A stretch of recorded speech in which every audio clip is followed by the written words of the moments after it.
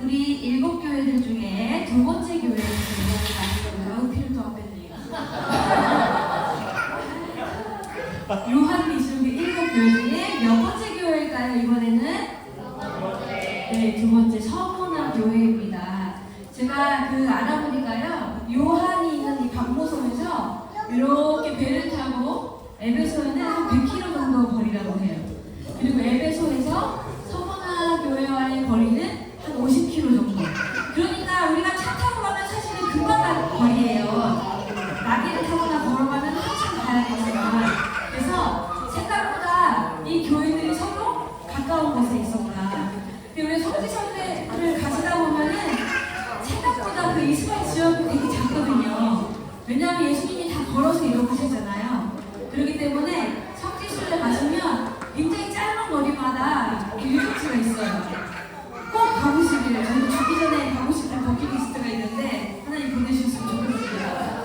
여기는 지금 트리키아라고 부르잖아요. 그렇죠? 터키에 있는 지역이고요. 오늘 서문화 교회에서 그래서 이야기를 할게요. 이렇게 시작했다 아이들.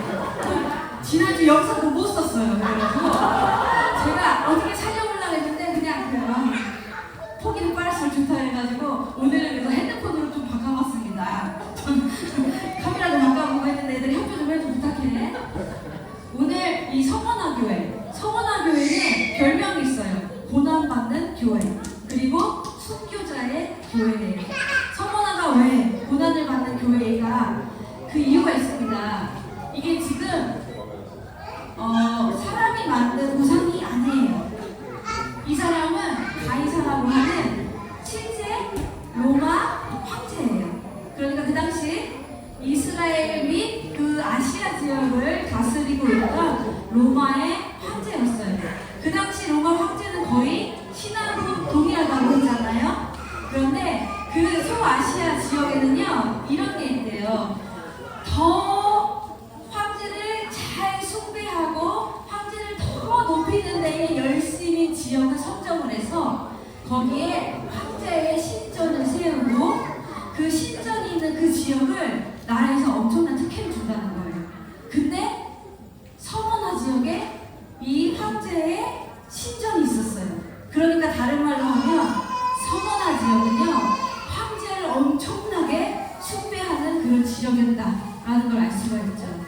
그런데 이런 지역에 서문화가 왜 고난의 교회가 되고 왜 순교자의 교회가 되었느냐?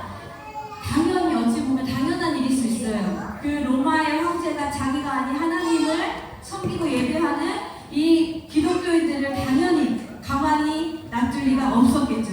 그래서 이 당시에 굉장히 많은 순교자들이 나오기 시작했던 거예요. 그 서문화 교회에서. 그래서 예수님께서 일교회 가운데 서문화 교회에 대해 이야기할 때는 고난과 핍박에 대한 이야기를 하시고 계셔요.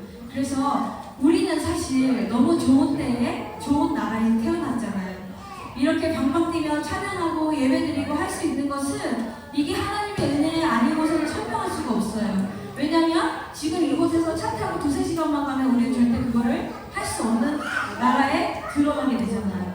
그러니까 우리는 감사할 수 있는 이유가 너무나 많고, 정말 우리 그 첫사랑을 잊어버리지 말아야 될 이유가 너무나 많아요. 우리가 지난주에 이야기 나눴던 그 에베소 교회는요, 열심히 있는 교회였고 지식이 많은 교회였어요. 그치? 그런데 그 안에 사랑이 없었어요. 예수님의 책망은 그거였어요. 너희들이 선하게 착하게 교회를 잘 세워봤으나 나에 대한 사랑이 없다라는 것이 그들에 대한 책망이었는데, 서문화 교회는요, 오늘 예수님의 책망이 하나도 없어요. 칭찬만 있는 7교회 중에 2교회가 있거든요. 그 2교회 중에 하나가 바로 서문화 교회예요. 그런데 이때에 어떠한 고난을 받았냐? 물론 끌려가서 죽임을 당하기도 했지만 이 당시에 기독교인들은요, 굉장히 불손한 사람들이라고 여겨졌기 때문에 재산을 몰수하기도 하고 상업적인 어떤 활동들을 다 막아버리는 거예요. 그러니까 내가 돈이 있어도 물건을 사고 팔 수 없게 막고, 내가 있는 돈마저도 다 뺏어가 버리니까 굉장히 살기가 힘들었을 거란 말이에요. 목숨도 위태로웠어요. 그러나 예수님은 이렇게 칭찬하셨어요. 하겠습니다. 시작. 처음이며 마지막이요 죽었다가 살아나신 이가 이르시되 내가 내 환난과 궁핍을 알거니와 실상은 내가 부유한 자니라. 자칫 유대인이라 하는 자들의 비방도 알거니와. 여기 보면가요, 자칭 유대인이라 하는 자들의 비방이라고 했잖아요. 이 사람들이 기독교인인 것을 사람들은 사실 몰라요. 그런데 그 로마의 군인들에게 저기 황제가 아니라 예수를 믿는 사람들이 모여있어요 라고 가서 이르는 자들이 바로 유대인이었던 거예요. 유대인들은 누구예요? 유대인들은 자기네들이 선민이라고 믿고 있어요. 우리는 하나님의 선택된 민족이야 라고 믿고 있는데도 불구하고 그분의 아들이신 예수님이 오셨을 때 그분을 알아보지 못했어요. 심지어 그 예수님을 십자가에 못 박아라 외쳤던 사람들이 누구예요? 유대인들이었어요. 그런데 그 유대인들이 이 소아시아 지역까지도 와서 이 사람들에게 고난을 받도록 하고 있었던 거예요. 그러나 하나님께서는 이렇게 말씀하셔요. 예수님께서 내가 너의 환난과 궁핍을 안다. 너가 목숨을 걸고 교회를 지키고 믿음을 지키는 것을 내가 알아. 그리고 너의 궁핍한 것도 다 알아. 너희가 믿음 때문에 가난할 수밖에 없는 이 상황을 내가 안다 라고 이야기하면서 뭐라고 하냐면 사실은 네가 궁핍한 자가 아니라 뭐라고요? 부유한 자네. 우리가 여기서 알 수 있어요. 부자하고요 부유한 자는 다른 거예요. 부자와 부유한 자는 천지 차이예요. 우리가 궁핍하지만 예수 그리스도를 알고 그분 안에 은혜를 충만히 누릴 때 우리는 부유할 수 있어요. 이거는 가진 것과 상관없는 거예요. 이 부유함은 예수님이 채워주시는 거예요. 예수님이 이렇게 이들을 칭찬하세요. 내가 너희들을 안다라고 이야기를 하세요. 이들이 고난받았던 이유는 사실 딱 하나밖에 없어요. 바로 예수님에 대한 이 신실한 믿음을 지켜나가는 것. 그것이 유일하게 이 사람들이 이렇게 죽고 궁핍하게 살아야 되는 이유였던 거예요. 그런데 이런 사람들을 예수님께서 어떻게 격려하시는지도 한번 읽어보도록 하겠습니다. 시작! 너는 장차 받을 고난을 두려워하지 말라. 볼지어다 마귀가 장차 너희 가운데에 몇 사람을 오래 던져 시험을 받게 하리니 너희가 10일 동안 환난을 받으리라. 요한계시록 2장 10절 상관절인데요. 지금 보세요. 이미 이 사람들은 고난을 받고 있어요. 순교당하고 있어요. 재산을 몰수당하고 있어요. 그런데 예수님께서 뭐라고 말씀하시냐면 너 이미 받은 고난이 아니라 앞으로의 올 고난이 또 있다고 하십니다. 그들은 아직도 고난이 남아있어요. 그러나 그 고난을 두려워하지 마. 왜냐하면 뭐라고요? 10일 동안. 이거는 열흘을 말하는 건 아니에요. 정해져 있는 기간이 있고 그렇게 길지 않은 기간이 있다. 끝이 있는 이런 고난이 있기 때문에 너희들은 두려워하지 않아도 돼. 그러나 확실히 고난은 있다는 거예요. 이들은 앞으로 지금보다 더 큰 고난이 예비되어 있기 때문에 예수님께서 이들을 칭찬하시기도 하고 격려하기도 하신 거예요. 이들은요 이렇게 끌려가서 죽임을 당했어요. 원형 경기장에서 사자의 밥이 되기도 하고 몸이 찢겨 죽기도 하고 불에 타서 죽기도 했어요. 이들은 죽을 이유가 사실은 없었을지도 몰라요. 그저 예수님에 대한 그 믿음을 지키겠다는 그 이유 하나만으로 이렇게 죽었던 거예요. 이 사람의 이름은 폴리캅이라고 해요. 들어보신 분 있을 거예요. 폴리캅은요 되게 유명한 선교자인데요. 이분이 바로 그 서머나 교회의 지도자였어요. 서머나 교회의 지도자였던 이 폴리캅이 그 복음을 전하다가 로마 군인들에게 잡혀갔어요. 그래서 가이사가 계속 가이사가 나의 신이다라고 고백하도록 강요했는데 그때 폴리캅이 이렇게 이야기했다고 해요. 내가 86년 동안 예수님을 섬겼다. 그런데 그분은 한 번도 나를 배신하지 않았다. 근데 내가 어떻게 그 예수님을 배신할 수 있겠습니까? 하면서 빨리 나를 죽이라. 그래서 원래는 이 사람이 사자마비로 되게 되었었어요. 사자마. 그런데 이 사람이 사자를 두려워하지 않으니까 그 가이사가 어떻게 했냐면 장작을 지피고 불을 피우기 시작한 거예요. 이제 폴리카은요, 교회의 지도자이면서 나의 신앙을 지키기 위해 수고하고 애쓰고 인내한 결과 이제 화형을 당할 입장에 처해져 있었어요. 그러나 이렇게 우리가 예수님을 위해서 당하는 고난을 달게 받고 그 믿음을 잘 지키는 자들에게 하나님이 이렇게 말씀하십니다. 내가 죽도록 충성하라. 그리하면 내가 생명의 관을 주리라. 근데 여기 보니까 충성이라는 단어가 있잖아요. 이걸 해석하는 게 굉장히 중요해요.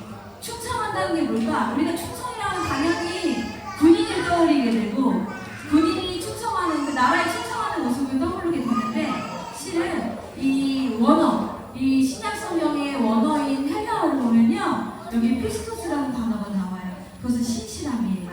신실함을 말해요. 영어도 역시 faithful이라고 나와요. 그것도 역시 신실함이에요. 그리고 예수 그리스도께서 우리에게 요구하는 것은 네가 죽도록 믿음을 지켜라 이거예요. 그 신실함을 간직하고 신실함을 지켜나가라는 거예요. 예수님이 우리에게 요구하시는 것은 그 충성된 행동을 말하는 것이 아니라 우리 안에 있는 믿음을 끝까지 지켜나가는 것. 그리고 그렇게 지켜나가는 자들에게는 생명의 면류관을 주신다고 약속하셔요. 그 예수님이 말씀하시는 면류관이 여러 종류가 있어요. 썩지 않은 면류관, 영광의 면류관, 의의 면류관. 여기는 그 생명의 면류관. 이것을 받는 사람들이 다 달라요. 순교자와 가르치는 자와 기타 등등 사람들에게 준비한 면류관이 있다고 약속하시는 거예요. 그런데 잘 생각해 보세요. 여기는 생명의 면류관이에요. 그러니까 이렇게 내가 예수님을 믿는 것을 고백하고 그 믿음을 지키기 위해 애쓰다가 나의 생명을 잃은 자들에게, 나의 생명을 내어드린 자들에게는 하나님께서 영원한 생명을 주신다고 약속하는 거예요. 하나님은 우리가 우리의 이 짧은 생을 드렸을 때 하늘나라에 영원한 생명을 주신다고 우리에게 약속하시는 거예요. 그런데 우리 안에 이 부모님들 중에 뮤지컬 배우가 있는 거 아세요? 갑자기 이 얘기 왜 했을까요? 우리 여름이 아버지가 뮤지컬 배우시래요. 우리 여기 폴리캅이라는 순교자가 죽기 전에 한 말이 있거든요. 저 왠지 좀 약간 감동적으로 듣고 싶어가지고.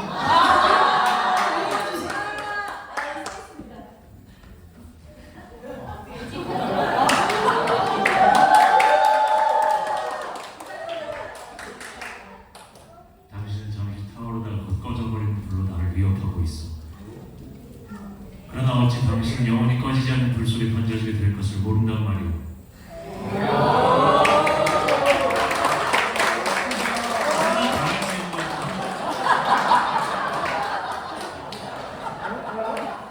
저는 닭살 돋았다고요, 아버님. 그랬다고. 우리 뮤지컬 배우가 이렇게 들려주니까 너무 감동이 되시죠? 다 와닿는 것 같지 않으세요? 제가 오늘 아침부터 이거 해야지 하고 생각했어요. 꼭 아버님한테 읽어달라고 해야지. 나중에 노래를 불러달라고 할까? 폴리캅은 죽기 전에 이렇게 이야기했다고 합니다.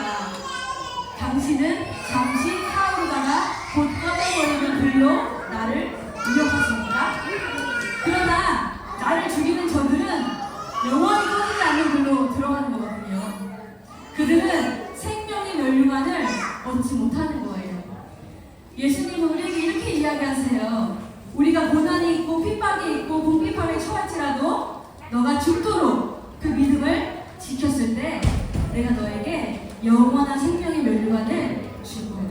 이게 우리에게 주신 약속이에요. 그런데 저는 이렇게 생각합니다. 아, 우리는 다행이다. 우리가 예수님을 믿는다고 해서 주일에 교회 간다고 해서 누구도 우리를 죽이려고 들지 않네? 나는 충성되게 살고 있네? 라고 생각하신다면 죄송합니다. 저는요, 그 어느 때보다 지금 이 시대가 신실하게 사는 것이 힘든 시대라고 생각해요. 저는 제 믿음을 지켜나가는 것이 너무너무 힘든 세상에 살고 있다고 생각해요. 다른 말로 하면 죄를 짓기에 너무 쉬운 세상이 되었다는 것을 말해요. 우리는요, 언제든지 어떠한 제약 없이 죄를 지을 수 있어요. 그 누구의 통제 없이 제가 그 죄를 선택할 수 있는 거예요. 그 상황에서 제가 나의 믿음을 지키고 하나님 기뻐하시는 것을 선택한다는 것이 정말 쉽지가 않은 세상이라고 생각해요. 우리도 이러한데 하면요, 오는 세상은 어떨까요? 장차올 고난은 우리 아이들의 몫이 될 거예요. 우리 아이들에게 우리 부모님들이 가르쳐줘야 될 것이요, 너는 순교자가 되어라, 그거 아니거든요. 신실함을 가르쳐 주셔야 돼요. 아이들의 마음에 피스토스를 심어줘야 돼요. 우리가 죽도록 우리의 믿음을 잘 지켜나가는 것이 결국엔 하나님을 기쁘시게 할 뿐만 아니라 우리에게 주시는 하나님의 약속, 그 약속을 이룰 수 있는 유일한 한 길밖에 없어요. 우리에게 주시는 서머나 교회에 주시는 그 약속의 말씀을 함께 읽겠습니다. 시작! 처음이요 마지막이요 죽었다가 살아나시니가 이르시되 그 믿는 자는 성령이 교회들에게 하시는 말씀을 들을지어다. 이기는 자는 둘째 사망의 해를 받지 아니하리라. 요한계시록 2장 8절 11절 말씀. 2장 8절이 사실은 서머나 교회에 대한 이야기의 첫 번째 구절이에요. 그 구절에서 예수님이 스스로가 이렇게 자기를 소개해요. 나는 처음이자 마지막이요 죽었다 살아난 자다. 이것은 뭘 의미하냐면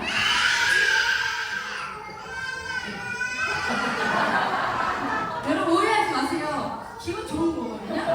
오는 거 아니고 지금 되게 기분 최고예요 지금. 그래서 괜찮아.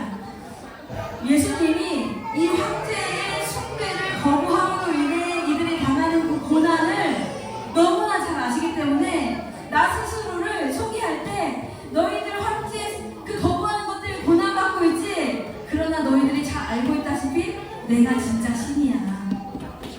너희들은 비록 그 때문에 그 사람 때문에 죽음을 당했지만 걱정하지 마. 내가 죽었다가 살아난 자야. 내가 너희를 다시 살릴게. 그래서 예수님이 자기를 먼저 그렇게 소개하신 거예요. 그리고 그들에게 이렇게 말씀하십니다. 둘째 사망의 해를 받지 않는다. 둘째 사망이 있다는 얘기예요. 있기는 있다는 얘기예요. 우리는 몸이 죽어 첫 번째 사망을 하고 그리고 그 영원히 천국에 가는 것은 영원한 생명이지만 우리가 천국에 가지 못하고 벌받는 자리 그 지옥에 갔을 때 우리가 둘째 사망이라고 해요. 그러나 우리가 믿음을 신실하게 지키는 그 사람들에게는 죽도록 충성하는 자들에게는 둘째 사망의 해를 예수님께서 넘어가게 해주시겠다고 약속하셨어요. 우리 이 약속의 말씀을 붙들고 누구에게 가르쳐 주어야 할까요? 우리의 자녀들에게 가르쳐 줘야 합니다. 그러나 결코 그 길이 쉽지 않아요. 믿음을 신실하게 지키는 것, 예수 그리스도를 부인하지 않고 인정하며 사는 것은 우리가 삶으로 가르쳐 주어야 합니다. 부모님. 그래서 스스로를 위해서도 기도해야 하고 우리 자녀들 위해서도 기도해야 해요. 우리 다 함께 일어나서 우리 아이를 먼저 축복하는 시간 갖도록 하겠습니다. 우리 키가수수 함께 찬양하고 그리고 나서 함께 기도하겠습니다.